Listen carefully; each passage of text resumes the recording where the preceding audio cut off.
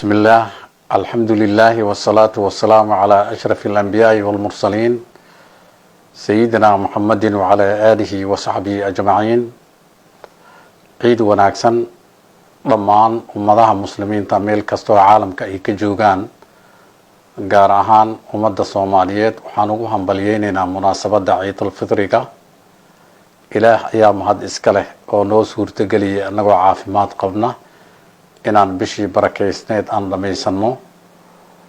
waxaan ilaah ka baryaynaa sanadkan sanadkiisa caafimaad qab iyo barwaaqo inuu nagu gaarsiiyo sidaan la soconno muddada ramadaanka uu socday bisha ramadaan